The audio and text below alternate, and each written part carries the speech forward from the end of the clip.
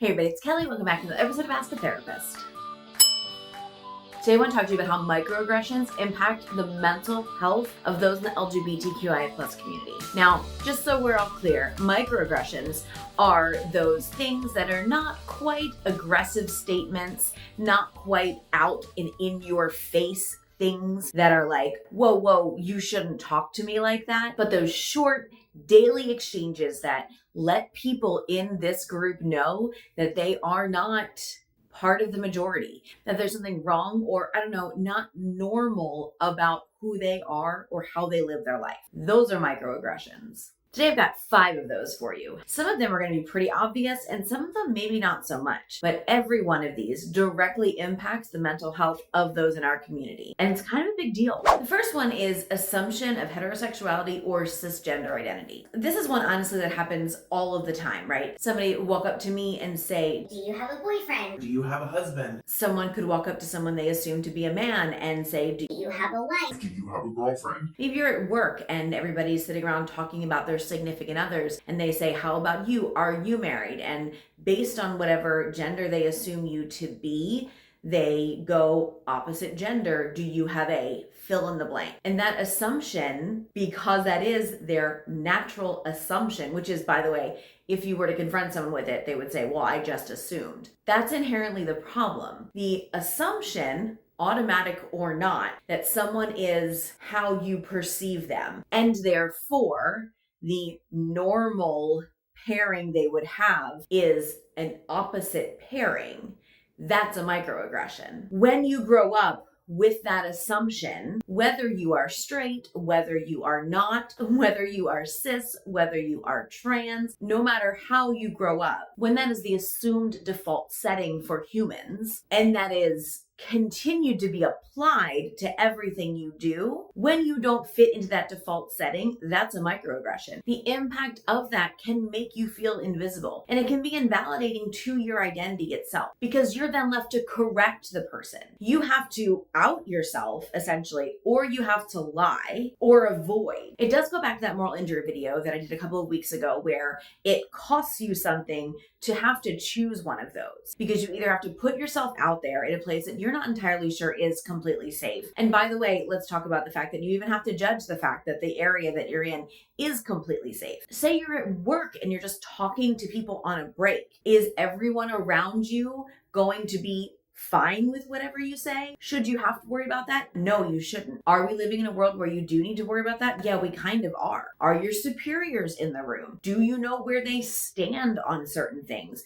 Do you know that your job will be safe? Do you live in a state where your job is protected whether or not your superior has certain views on who you are and the appropriateness of the relationships you have in your life? That's the nefarious side of this microaggression, is when people make those assumptions in front of other people. When those assumptions are made, when those questions get asked, you are putting someone else on the spot and exposing them to those risks without a second thought. And maybe it's because you don't know, maybe it's because it never occurred to you those might be a risk. That's a place of privilege to be in the first place. But the lack of awareness that it takes to put someone in that spot in 2024, I could probably do an entire video on how egregious it is to not be aware of what you're doing when you put someone in that situation. But that in and of itself is a microaggression, not being aware of how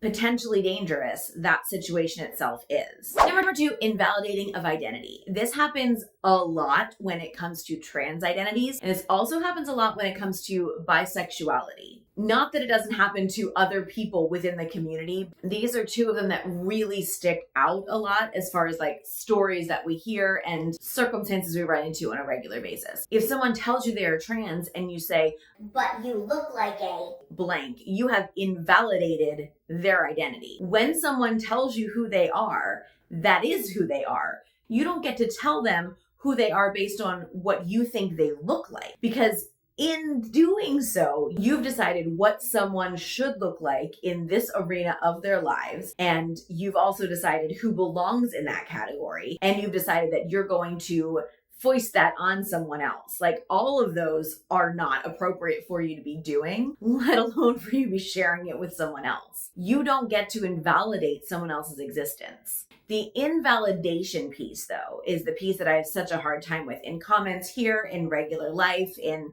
the world in general. That microaggression of, I have decided what is appropriate and justified and allowed for you, and I'm going to make sure that that is what is allowable and what is determined. And that really does like merge into the aggressive category. That's not even like a microaggression anymore. But where it's like the microaggression piece are those comments that people think are harmless, like, Oh, you really pass. or Oh, I never would have known. when they say that to a trans person, like that's a compliment or something. Or the, but you look like a blank in order to justify misgendering someone. Or I've always called you blank in order to justify dead naming someone. It's not about you and what you've always called someone. It's not about you and how you feel about misgendering someone. If you feel embarrassed because you've misgendered someone, that's on you. You don't make that someone else's problem. When it comes to the microaggression of bisexuality, those comments that people say jokingly, just pick, don't be greedy, just choose. Do you like men more? Do you like women more? For any group that we're invalidating the identity of, the phrases like, I just don't see it that way, or you're just going through a phase, or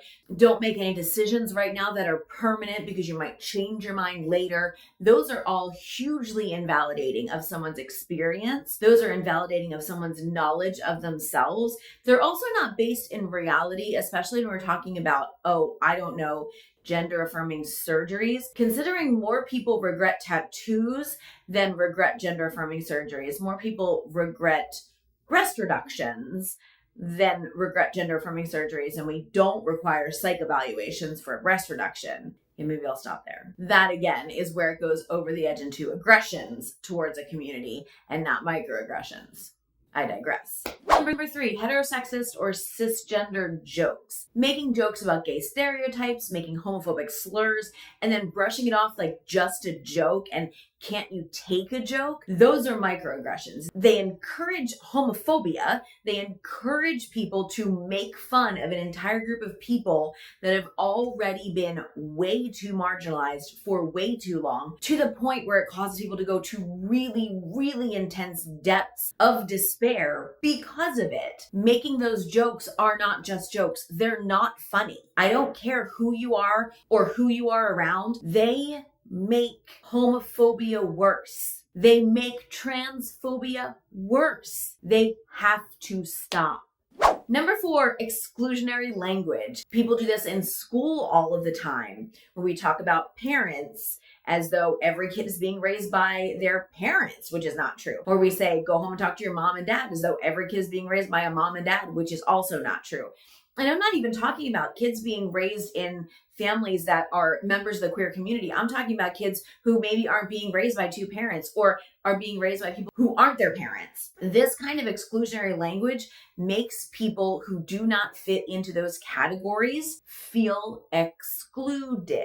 It's not necessary. If you are saying, ladies and gentlemen, you are leaving out anybody who doesn't identify as a woman or a man, that's actually a lot of people if you go by the numbers. Like, what's the purpose of that? Why do we have to designate things into men and women? Because we've always done it? That doesn't even make any sense, because before we've always done it, there's so many other cultures that have recognized more than two genders. Again, this happens right here on this channel with regularity in comments, where people fairly ignorantly will come on these comments and say things like, There are always two genders, and anybody who says anything different are stupid and blah, blah, blah. like, that's not true. Like, it's literally not true. And all it takes is a Google search to know it's not true. It's so simple to get a little bit of education. Using exclusionary language typically is done because the person doing it has always done it. That is not a good enough reason to leave people out. And that is not a good enough reason to continue to hurt people. And number 5 is questioning authenticity. This is one of those microaggressions that comes off like morbid curiosity sometimes. Asking someone, how did you know you were gay? How did you know that you were a lesbian? When did you know that you were trans? How did you know these things? Asking people to validate their existence and to validate their identity is a microaggression. And it can come off like curiosity because maybe you are just curious. But why are you curious? Like if someone's asking that question, I always want to know why they're so curious about that. Because like what business is it of yours if you're asking that question?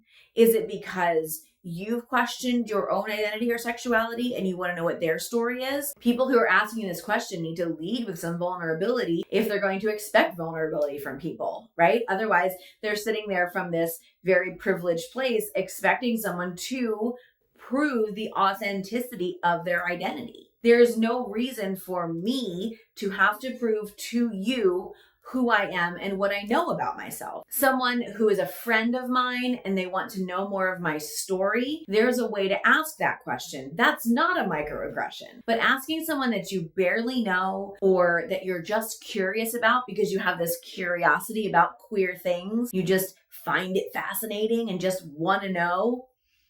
If that's happening in your life, if someone who is asking you these questions says that that's why they're asking, that's a microaggression. When you're asked those questions over time, it ends up being one of those things that does sort of sit in your psyche. It just kind of like sit with you in a way that not that you necessarily question who you are, but you feel like you have to validate who you are because these questions come up all the time. So why wouldn't you have to validate who you are? Okay, so what's the point? First of all, I want to make sure that I addressed these microaggressions with you so that you are aware of them when you see them. When you encounter these on a regular basis, they can really impact you. And I want you to be aware of that so that you can do what you need to do to mitigate their impact on your everyday life. So that is number 1. Number 2, there are some of these that we can start to influence stopping. Some of the exclusionary language, some of the joking, some of the different ways that people go about asking some of these questions. Like we can step in and encourage people to do these things differently